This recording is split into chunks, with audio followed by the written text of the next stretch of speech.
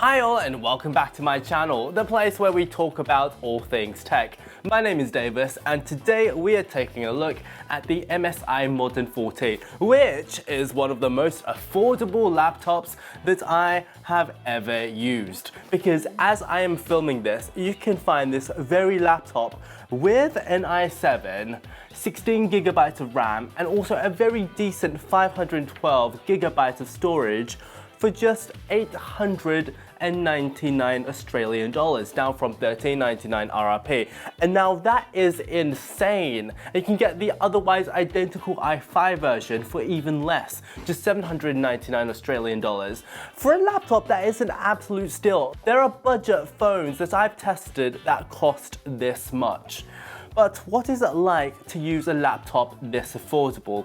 And because of the value proposition and also the performance that it provides, is this the perfect laptop for school or college? And now that's what we are going to find out in this video, which is sponsored by MSI. Thank you MSI for allowing me to have the opportunity to let you know what is it like to use the Modern 14 as an everyday laptop. But before we proceed, make sure that you like this video and subscribe to the channel if you want to see more videos like this. And also be sure to comment below if you've got any questions or whatsoever about the MSI Modern 1412M. Now let's take a step back, because the laptop that you get for school is a very important moment in a young person's life. Because I remember back when I was at school, which is quite a while ago, unfortunately we all got one of these.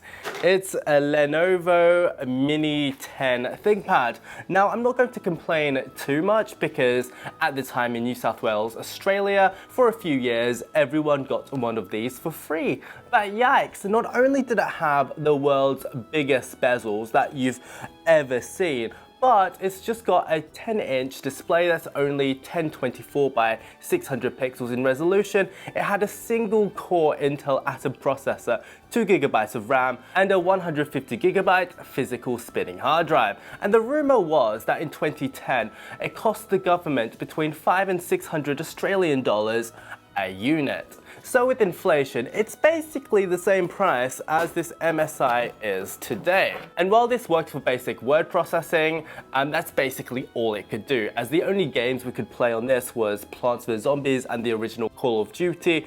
And while many people tried, it was pretty much impossible to use Photoshop and Adobe Premiere Pro CS4 on this little thing. So let's see what you can get for roughly the same amount of money today. So this is the MSI Modern 14. It's one of the C12M models that were launched in 2022. It's part of MSI's budget line of ultrabook laptops, and while the prices are low, as with just about all MSI models, the specs are not, especially for the price. There are other models that you can get, including the Modern C12M with AMD Ryzen chips. There's also a 15-inch model, and there's also one with the newer Intel 13th generation chips, but it's the 12th generation i7 that we've got here today, the flagship version of the C12M range. So we've got the 12th generation i7 1255U processor, so it's one of the lower powered notebook i7 chips. We've got Iris Xe-G7 graphics, which is pretty good. We've got 16GB of DDR4 RAM, which is quite generous.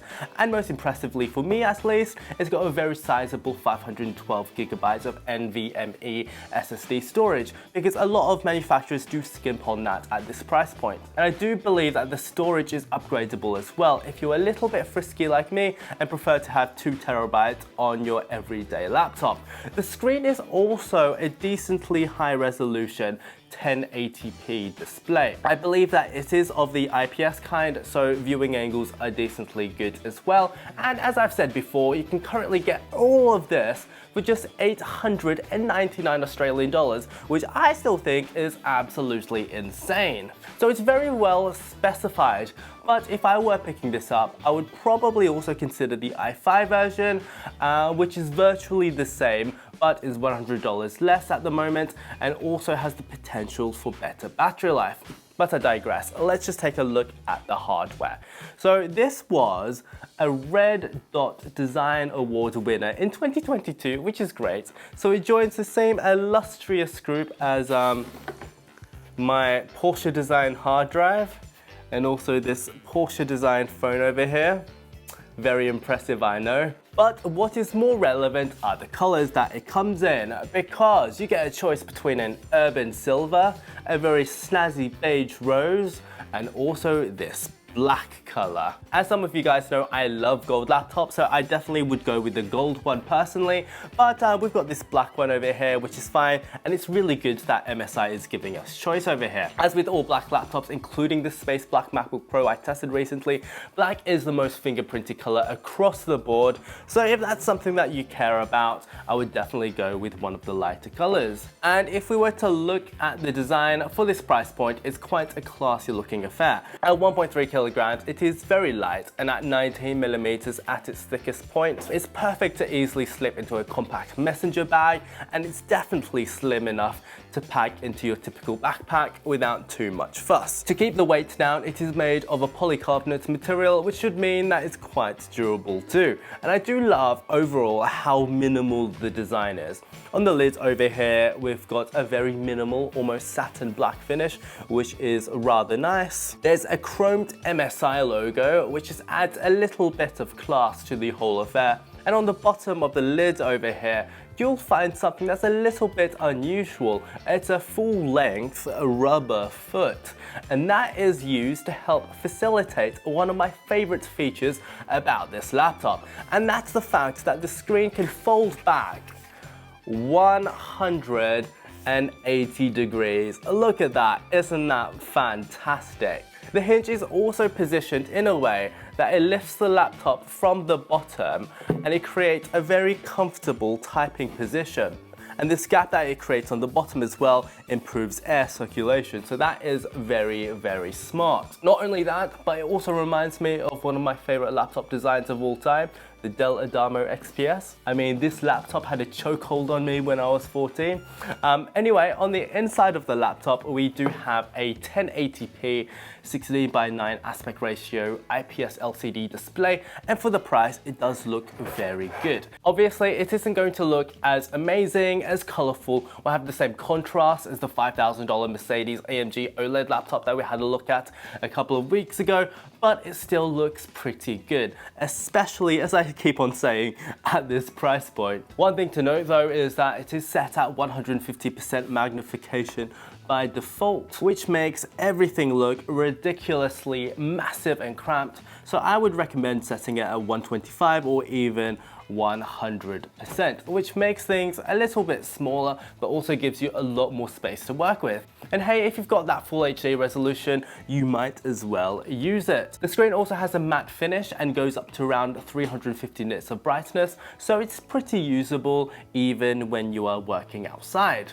And the viewing angles, being a higher end IPS display, they're pretty good as well. You can tilt the screen to remarkable angles and not have your colors go crazy like on a lot of more affordable laptops, and I'd say that is definitely very good to have. On the top of the display, we've got a 720p webcam, and it is, let's just say it's a webcam. It's not amazing, it's not awful, and it's all you can really ask from a webcam really, so let's give it a go. Hello, this is the webcam of the MSI Modern 14. Underneath the display, we've got the MSI logo, which is lovely, and underneath that is quite possibly one of my favorite parts of the laptop, and it is the keyboard.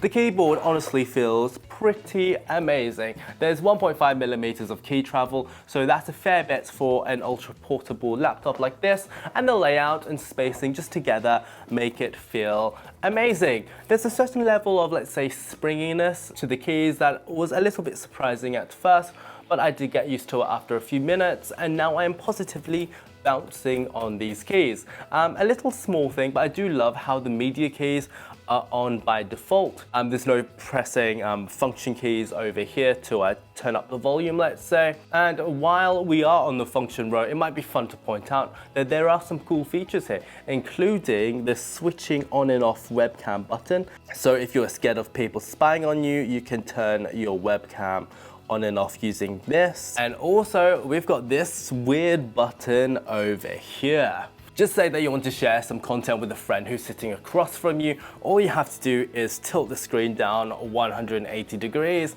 and then you press this button, and oh my god, the screen turns upside down for their viewing pleasure. I think it's absolutely hilarious and might be useful once or twice maybe. Funnily enough, you can also press the button when the screen is not in 180 degrees, so you can flip your screen upside down with just one button. Isn't that fun? But overall, I do love this keyboard, and the best bit is that it is actually backlit. Yep, that's not something that you often see on a laptop of this price, and the light actually looks fantastic. The sides of the keys are clear, and it just looks like that the black keys are floating on top of a bed of light. It's definitely quite a sight to behold. And now below the keyboard is the trackpad, which is quite spacious as well. Multi-touch gestures work pretty nicely. As you can see, scrolling works fantastically. I can go backwards and forwards quite nicely. Pinch to zoom works brilliantly as well. And even four-finger gestures to go to mission control looks and feels fantastic. It's a really, really good trackpad, and really it was quite a surprise having seen some of this laptop's competitors. You very rarely get a decent trackpad at this price, and this one is really good. The touchpad is a dive-board mechanism, and while I'm not usually the biggest fan of them, this one is pretty easy to press, and there's also a reassuring level of feedback, which is great. Okay, now let's talk about the port situation over here. And I have to say that they are pretty plentiful, but it is a little bit of an eclectic array. On the left side of the laptop, we do have a DC barrel style port that you can charge at 65 watts. I have to admit that I haven't used it because there's also a USB-C port that's USB 3.2 in specification, and it's got PD charging, which means that it's perfect for all my charging needs. It's accepted power from all of my USB-C chargers, which has been fantastic because not all laptops do that. On this side, there's also an HDMI port. There's a USB-A with a USB 3.2 speeds, and also a headphone jack. Apparently some Windows laptops have gotten rid of headphone jacks recently, which is crazy. Like, have you tried editing a video with Bluetooth headphones? It's a bit of a nightmare. So the headphone jack supports high-res audio as well, and I confirm that it sounds lovely. There's also a tiny little battery indicator here too. Now on the other side, we have two more USB-A ports. That's our USB 2 speeds, which is fine for peripherals like mice and headphones. And there's also a micro SD card slot. As I say every time, I wish that this was a full-size SD card slot, but in a world where we are seeing less and less ports, I'll take a micro. It's better than nothing. And finally, on the bottom of the laptop, there really isn't much, but I do want to point out the air vents that are apparently inspired by a city skyline. Sure, if you say so. And also there's a couple of speaker grills over here.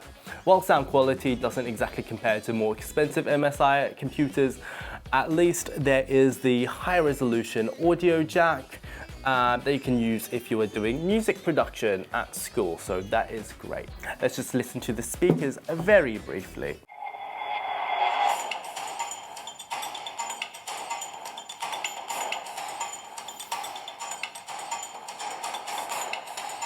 So overall, the hardware design is pretty smart, the screen is great, the 180-degree hinge is genius, and I do love both the trackpad and the keyboard. But what does it have on the inside? It's got the 12th generation Intel i7 1255U, so that is a 10-core low-power processor with 2 performance cores and 8 efficiency cores. This processor has got a base wattage of 15 watts. It can draw up to 45 watts, but 35 watts sustained, so it can definitely be quite efficient, but rather performative as well. It also comes with the Intel Iris Xe G7 graphics, and while these specs aren't the latest, there is a newer version of this laptop with the 13th generation chips, and despite that, this is all the performance you could ever need for school. And let's just get the benchmarks out of the way now. So I got a Geekbench 6 score of 2249 single core, which is very impressive. It's pretty close to laptops twice this price really. And also a fairly good multi-core score of 7100 154, which is not too shabby either. What did impress me though, quite especially so, is that you don't lose much performance when you are on battery mode. So I got 2247 single core and 6796 multi-core, which is very, very similar, which means that even when you are on battery power, you can still expect to get the very same snappy performance. And honestly, performance has just been fantastic on this thing. Just doing normal day-to-day things like emails, having 20 internet tabs open, a Word document, or OneNote, performance has felt fairly smooth. I've never been wanting for more performance when doing these standard tasks. I mean, just look at my OneNote document. This is my script for this particular review. Very, very snappy. It's just very snappy. It's brilliant. But how well does that run your traditional Adobe apps? Well, using Photoshop, as you might expect, is pretty good. For example, I've got one of the default images over here. I've asked it to do some generative AI, and it's worked fairly well. Green Jaguar sports car. That's not a green Jaguar sports car. Maybe this one's better. Nope. Nope. I think Adobe really needs to learn what a sports car looks like, but I digress. Let's take a look at Adobe Premiere Pro. When editing Adobe Premiere Pro projects, well, obviously it's not as snappy as a proper gaming laptop or workstation. It's more than usable enough for your average YouTube video, especially if it's compressed H.264 files that you're working with. Over here, for example, I'm editing one of my videos with 2 layers of 4K MXF files. And while it is very, very ambitious for a laptop like this, I can just about edit it when I'm working in quarter resolution. For example, I've just got 2 layers over here, I've got some color correction on, and I can still scrub through the timeline pretty well and have it play back pretty okay. So I can definitely do that. So yes, I can color correct this particular clip, for instance. I've made it a little bit cooler, and I can play back at quarter resolution, no problems at all. Just to note though, as soon as you do start up one of these intensive programs, the fan will spool up. But like with all MSI products, while you will hear it, it does keep the laptop quite cool. So that is good. Even under intensive load, this laptop did not thermal throttle significantly under typical usage, which is quite remarkable for a laptop this size. And let's just say that the performance is pretty much night and day between this and the laptop that I had to suffer through back in high school. And speaking of high school, how is the MSI at gaming? Can it run more than just Plants vs Zombies? Now, graphics wise, I got a Geekbench OpenCL score of 11,943, which is pretty good, and also a Vulkan score of 16,174. And that means it should be okay for gaming. With the Iris Xe G7, it can game, but probably don't expect it to run the latest games at full settings. For example, I've got the latest Forza Horizon game over here. It's a proper AAA title that isn't so easy to run because it is a massive open world map with a lot of different cars and assets. And as you can see, I can just about get it to run quite smoothly at 30 frames a second if I run it at low settings at 720p. And honestly, this looks pretty good. This looks better than 99% of Nintendo Switch games. I don't know if that says a lot. So I've got my Mercedes AMG GT that's inspired by the Mercedes laptop that we had to look at a couple of weeks ago. It runs at a very smooth 30 frames a second, and it definitely is more than playable. It's actually quite enjoyable. So yeah, this definitely can game. It actually is quite an enjoyable experience, and it's kind of amazing that I can play a recent AAA title on this ultra-portable laptop at all. So this will definitely play older titles like Burnout Paradise perfectly, and even a bit of Civilization 6, which is what I've been playing when I've been procrastinating recently. And for a school or college laptop, that's pretty much all you would want to play. And now we come to battery life. This has a 3-cell 39 watt-hour battery, which is relatively small for a laptop like this. However, the battery life did surprise me. Under light usage, so like a Word document and some web browsing or watching some movies, I managed to achieve 6 to 7 hours of usage, and under some more strenuous use, so a few more tabs, perhaps some graphic design, that goes down to 3 to 4 hours, and when you were gaming like what we were doing or video editing, it goes down to roughly 90 minutes. So battery life is decent for this class, and it's helped by the fact that it supports PD charging through USB-C. So if you carry a massive USB-C battery like me, you can top it up quite easily throughout the day. So if you are going on a 22-hour bus trip, you can keep this laptop running quite nicely. And that brings me to the conclusion of this video. I honestly can't believe how much computer you can get for 899 Australian dollars these days.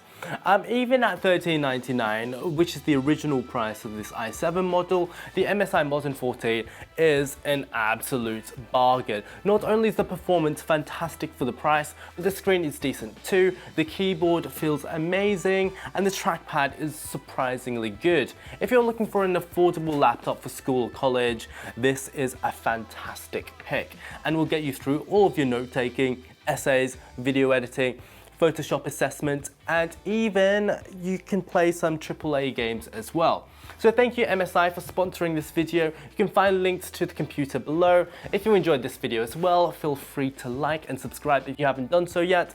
And if you've got any questions, feel free to ask them below in the comment section. And on that note, I hope you are having a brilliant day, and toodaloo.